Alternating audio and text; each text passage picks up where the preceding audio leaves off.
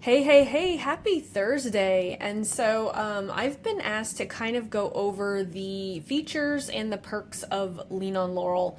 And so here you go. And so before I get into the Ask Laurel thread, which by the way was very slim this week, and I think it's because we had the ads blitz and man, lots of fun times this week in the ads blitz. But because so many people wanted to get a little bit more extra attention after the blitz, I've been asked to kind of go through a walkthrough of what Lean on Laurel actually is, because I think a lot of people think that Lean on Laurel is more content, and it's actually not. It's all about implementing what you learn here in the $7 program.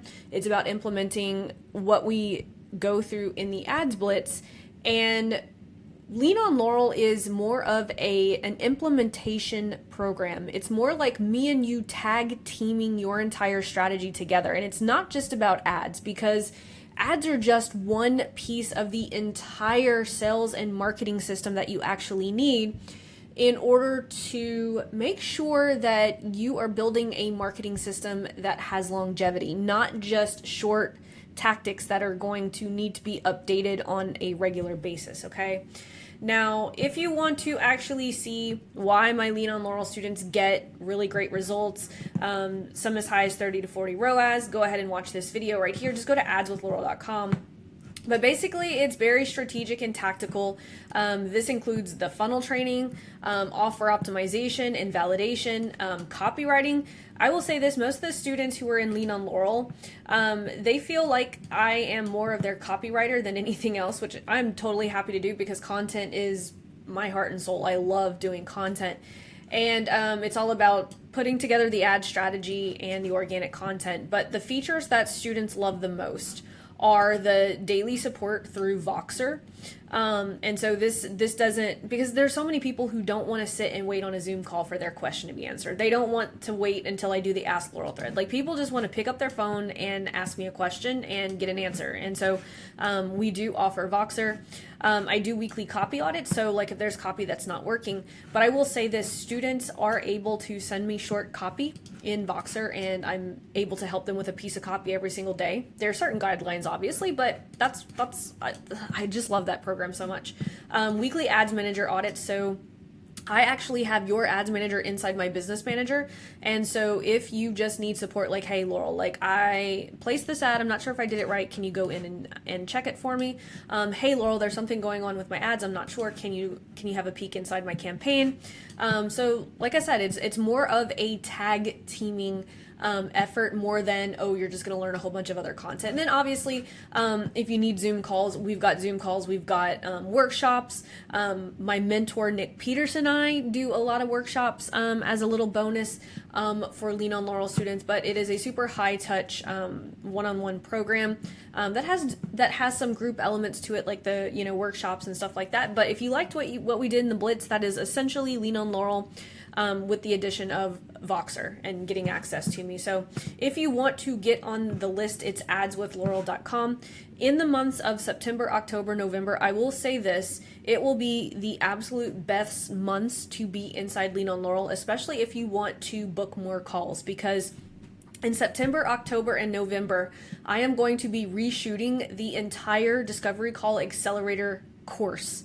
And so inside Lean on Laurel, one of the best courses that I have focuses on the Discovery Call Accelerator. That is my favorite strategy, hands down, for getting high ticket clients. And so I am literally not only going to go through the ad strategy, but also just the entire ecosystem that goes around with it. So if you want to book more calls, I recommend getting on the wait list now for Lean on Laurel, so that in September, when I kick that off, we can get you in as soon as possible. So anyway, just kind of wanted to kick the call off today with that. As you can see here, make sure you're checking the featured section every single week. This is where you are going to find the weekly Ask Laurel thread. And you can see we only have 5 questions this week. And I think, like I said, it's because of the Blitz. Everyone had access to me in the Blitz, and so they were pretty happy.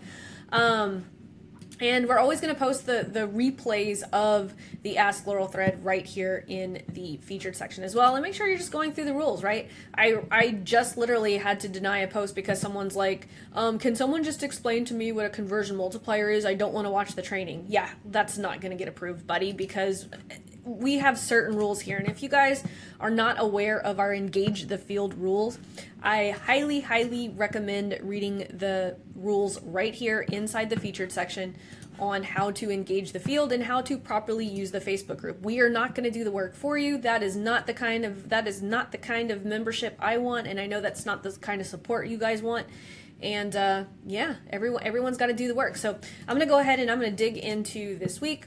Make sure you are reading the rules. Deadline Wednesday around 5 o'clock, and then sometime on Thursday I go live on YouTube and I answer your questions. But like I said, make sure you're reading the rules, because my team just deletes questions that are not following the rules. But I think everyone followed the rules this week, which is kind of a, well, I guess we only had 5 submissions, so it was kind of easy. But anyway, so Sakura says, hello, I watched your videos from phase 1 and 3 and the organic content and started to publish power content. I already have warm traffic and I plan a challenge in September, so would like to see clearly. As I understand, with power content, we can retarget landing page viewers who are not registered. With conversion multipliers, who registered but not attended, and with Hot 7, who attended but not apply, or these early in the funnel. Is it right? And yes, is there any video what retargeting can be used in each step and how to pull it into Facebook Ads Manager? Yes, absolutely. There's actually 2 questions this week about retargeting.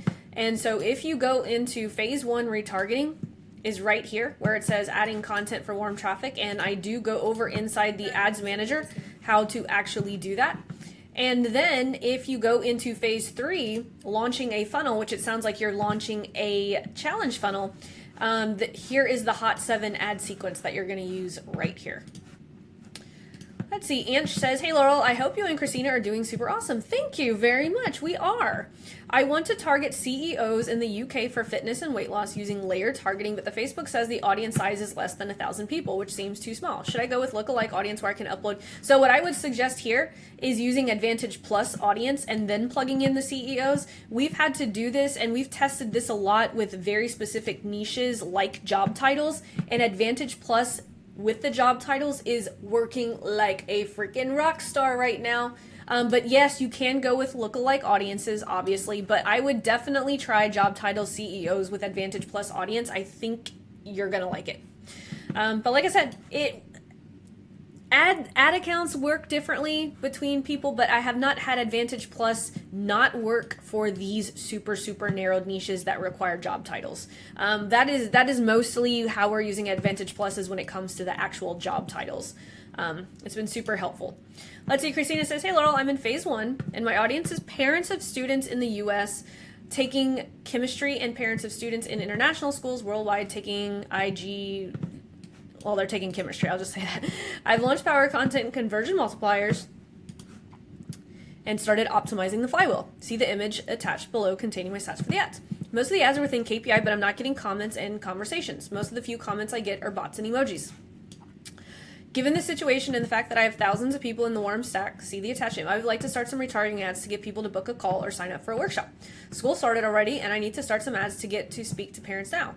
Could you please advise what is the best strategy used for retargeting in my case, and where exactly in the course, and how many ads to cold traffic to keep running after? So here's the thing. I'm going to direct you to two places, right? How many ads to cold traffic to keep running after the retargeting? You got to keep doing it. This question isn't very doesn't have a lot of context behind it, and so I'm going to send you to 2 places. One, if you want to launch a workshop, right, go to phase 3, and workshops would fall under the webinar funnel, obviously. Just make sure that you do the numbers, but if you are looking for straight up retargeting, it's in phase 1, adding content for warm traffic, and you have a couple of choices here. But one of the things that I recommend you do underneath optimizing your first flywheel, make sure that you are calculating your budget here. This video right here will show you how to calculate what ads should be running if you have a certain budget to stick to. And if your offer, like if you want to run ads straight to the offer, if you go into phase 2, you can run this this high ticket offer validation. Even though your offer might not be super high ticket, I would still, you can watch this and it'll actually walk you through all of the resources too. So all throughout the entire program, we'll show you how to actually execute this.